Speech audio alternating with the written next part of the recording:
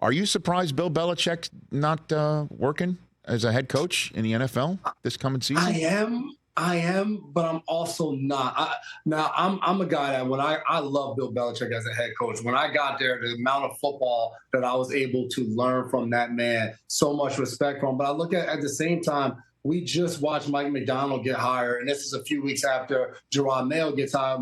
Mayo, 37 years old, Mike McDonald, 36 years old. There's a movement kind of these young and energized coaches that are kind of coming in. And it's a new wave, I think, for Bill and everything that he brings, and obviously the Super Bowl rings and the statue and all of that. I think for some organizations, they're like, hey, we don't know how long Bill's going to continue to want to even coach. Do we want to go through this process in a few more years? So I think that's kind of pushes the other way. But still, when you have that level of greatness and you've made that impact on the game, I thought for sure there was going to be a team that was going to bring him in, especially in Atlanta, where he got off to the interviews right away, then had the second interview before it really branched out to a lot more other candidates. I thought for sure he was going to Atlanta. So I did too, but and obviously we're just not going to know because nobody's going to spill their side of the beans. And Belichick, as you know, plays everything very, very tight.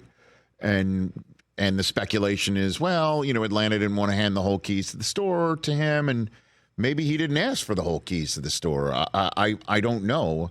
And then when Washington didn't go with their young coordinator candidate because Ben Johnson says I'm staying put, and I guess Bobby Slowick says I'm staying put, and I don't know if they were all just reading the writing on the wall that Seattle is going to go the way they did, and the Commanders just named Dan Quinn today. Maybe they already indicated that's the way they wanted to go. I don't know, but I'm stunned, Jason, that we saw Belichick again in Germany, and then Kurt and I saw him in Denver. I didn't think he lacked energy. I didn't think he wasn't energized. I also saw how they performed in Denver.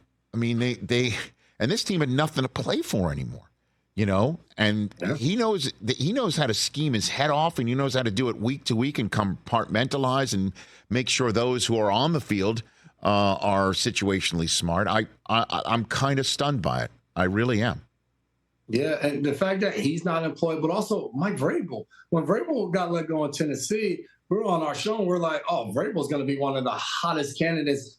Right away, he's going to get scooped up and end up somewhere. This guy was just coach of the year a few years ago, was the number one seed in the AFC. Since he's been a head coach, he's proven that he can do it. And he's a guy that played for Bill Belichick, that same kind of temperament.